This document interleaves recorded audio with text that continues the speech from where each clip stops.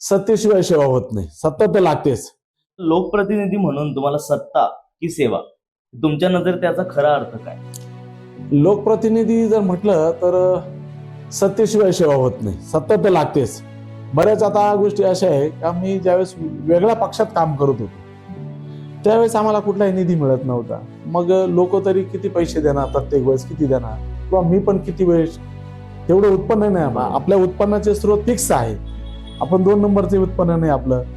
मग अशा वेळेस आहे ना आपल्याला सत्तेची पण गरज असते, कारण सत्तेमुळेच आपल्याला सगळ्या गोष्टी मिळत असतात.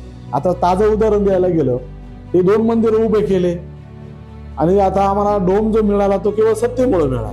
ज्यावेळेस आम्ही सत्तेबरोबर गेलो, एक शब्द टाकला, ताई असं असं आहे, आम्हाला आमच्या परिसरामध्ये कार्यक्रम, अनेक धार्मिक कार्यक्रम, जागा अपूर्ण पडते, प्रत्येक वेळेस आम्हाला ₹1,00,000-2 लाख मंडप, स्टेज या सगळ्या गोष्टीला लागतात.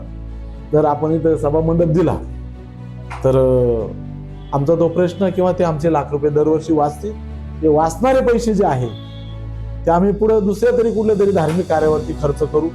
त्या अनुषंगाने आमदार ताईंनी आम्हाला लगेचच मंजूर सभा मंडप मंजूर केला आणि 4 महिन्यामध्ये तो पूर्ण केला. म्हणून सत्ता जी आहे सत्ता खूप गरजेची असते. सत्तेमुळे कामं होतात, सत्तेमुळे अनेक प्रश्न सुटले जातात आणि नुसती सामाजिक म्हटलं, सेवा म्हटलं तर त्याच्यामध्ये आपण 100% अडचणी देतो, की जे मी 15 वर्ष बघितलं.